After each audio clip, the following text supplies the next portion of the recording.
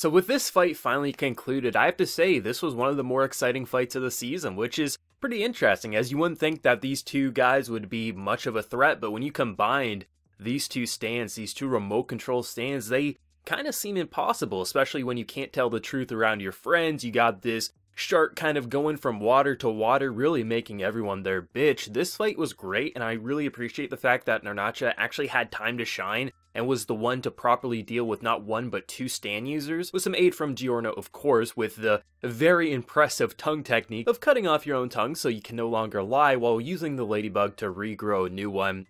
Only in JoJo, and that's what I love it so much. Like, Giorno's such an awesome character to have around, not only because he inspires the characters to kind of like lead them into battle without actually being their official boss, but also because his ability can really complement situations in very unique ways such as this. There's still that threat that anyone could die, but you can only do something like cut off your tongue to remove a stand attached to you so you can't tell the truth, to then regrowing it with a ladybug, like only in JoJo, and that's why I really like his stand so much. This fight was really quite intense because as you're watching Giorno kind of jump from place to place, you have such a simple mechanic, but it's actually pretty terrifying, especially because of their location. Essentially, this shark can jump from point A to point B very quickly. It's a teleporter, essentially. Anywhere there's water, this shark can go, including the victim itself. And even if you get cut, then it can go on your blood. Like, any sort of liquid, essentially, is a path for this stand to go to. The only downside is that it has a very short range, so it has to jump quite a lot in order to actually be effective, but still pretty intense trying to watch a guy try to save his best friend, try to tell the truth, while essentially everything is against him. Like, even though they have the numbers to deal with this threat, because no one can tell the truth, because the only one who truly doubted anything was truly wrong was Giorno, and Giorno is out of commission right now, and the only thing he could do was leave behind the ladybug, which of course someone's gonna figure out what to do with. So what I really liked with this episode is you really felt like the stakes were at an all-time high. You truly felt like because there was only one person who could truly fight against them in this moment, and the fact that even though the stand would probably be good enough because it can track people, it has machine guns, you can't do much because essentially there's so many people in this area. If you get cut, you know, turning on the gas for an explosion to kind of manipulate, take away the stand so he can tell the truth, so everyone would come in and shoot and blow themselves up. Like, you really didn't know how you could defeat this. And anytime JoJo has a stand that makes it feel like there's no way to really beat this, because in this situation, the cards are stacked against him. They have water everywhere. If you get cut, the blood is water. No matter what, essentially, this duo cannot be stopped. So it was interesting to see how this character would be able to overcome this, because for the most part, I don't think many people are going to look at Narancia as be like, oh yeah, the brains of the group, no problem, he's going to take care of business. Like, I think a lot of people, myself included, be like, oh, this is going to be a real challenge. And it was a real challenge, but I think after this episode, anyone doubting his capabilities, he can stand up when the time counts. I think his intelligence is a little underappreciated after this episode, because I thought it was incredibly interesting to see the direction and just the will that he was going through. That Giorno was like, no matter what, take out the stand users, don't worry about me, don't worry about the crew. The most important thing is to find these stand users. And because they've already done some damage, because Narancia was kind of like planning him, seeing that, you know, was actually focusing in on the battle, learning that it can only jump from point A to point B in a very short distance, so you can start predicting where they would teleport to. Like, I wouldn't have predicted that he would be able to do something like that earlier into the series, but now I'm seeing that maybe I was underestimating his capabilities. I mean, the stand was always cool, but I thought, you know, he's the goofball, maybe he doesn't know everything that he should. But after this fight, you can definitely say that in the heat of the moment, Narancia can absolutely figure out what to do, and I thought that was actually pretty cool. It was actually really highlighting the intelligence and also the skill of both the stand user as well as the stand, with the over-the-top reactions. A lot of detail to these reactions, really making you feel like the stakes are at an all-time high. And then when we get outside and trying to predict where the stand users are, of course there's a lot of people, but only one should really have that staggered of breath because they've been shot and really wounded. But still, there's kids playing, there's people walking, so how do you properly figure out where they are? Well, you cut out your damn tongue and you start saying, I see you, which would then get their anxiety kind of rising to an all-time high. But of course, that has to be a lie because the stand's still attached to his tongue. And I just thought the reveal that he actually cut off his own tongue to then putting it back on, like, the build up to them being more and more freaked out, where you have one trying to be like, no, it's fine, there's no way, this is all a lie to get you to freak out. But as more and more info is revealed to what he's truly doing, when the punchline finally comes that I found you, that was amazing. That was one of the highlights of this season for sure, because you really felt like is he telling the truth? Is he lying? What is the true end goal and motive here? And I actually thought this fight would carry over to next week because we only lost one of the stand users after a really interesting sacrifice. There's now blood. There's no reason why they couldn't figure out, but the willpower of this guy to take him out before the shark could actually do fatal damage, that's amazing and really stands this character as actually being one of my favorite of the crew after this week's episode of JoJo's Bizarre Adventure and this fight overall. I've heard that this fight wasn't a lot of manga readers' favorite. I guess for whatever reason, just the way it was structured in the manga maybe just didn't grip people as much as they might have liked, or maybe just it took a couple of reads to truly appreciate it. But in terms of the anime,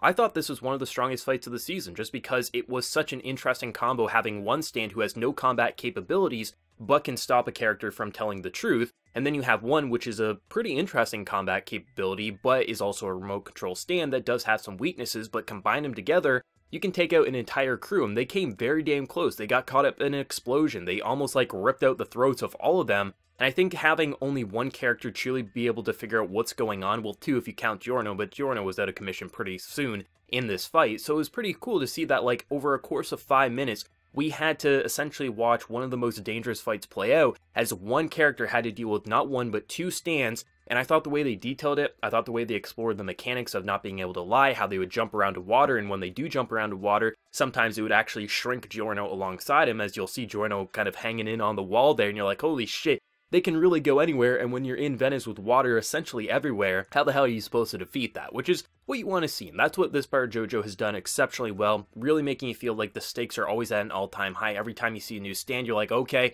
this is it, this is going to do in a character, and they sometimes will be able to succeed just by the nick of time, and that's what's really exciting. Of course, you know there's going to be casualties when you're fighting someone like the boss who is so ridiculously powerful, but even in situations like this where we just have the hitmen, it still feels like they could kill some of our own characters, and it really felt like we were going to lose someone, or maybe even a couple, within this fight, and that's what I really appreciate. I thought the voice actors were killing it, especially Narancia. Like, honestly, the voice acting was passionate, you really felt the anger, you felt the frustration, you felt everything that you should with a character going up against a situation that not only is he blaming himself for essentially luring his friends into a trap because he's lying and saying look up when they should look down, but also the hopefulness, but also the rage of not being able to truly figure out what's going on and also where to predict where they're going.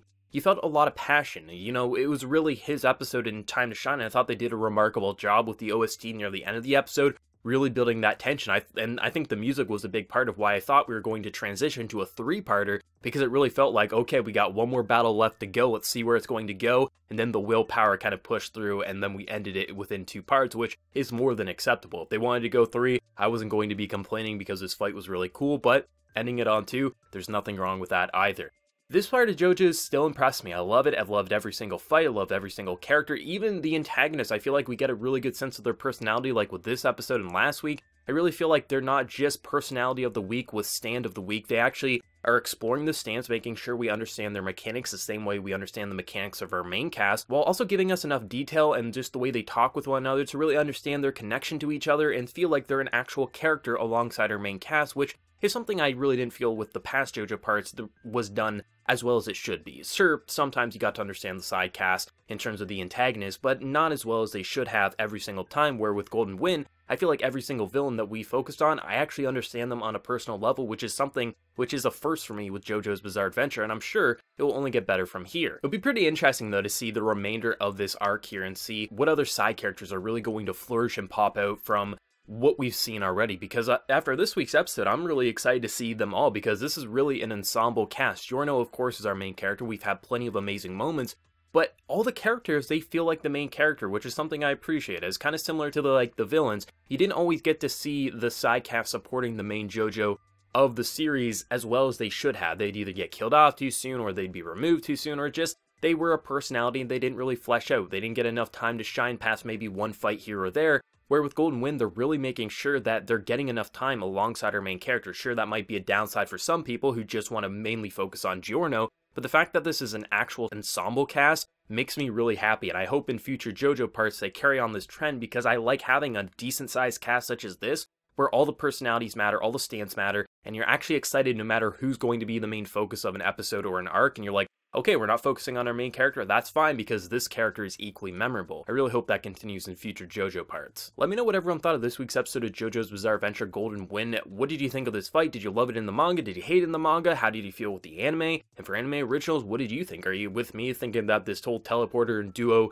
kind of stand fight was amazing, or was this one of your weaker fights for you? Let me know down in that comment section below, and remember to leave a like if you did enjoy, and also hit that subscribe button if you're new around here. But until next time, everyone, please take care and have a good one.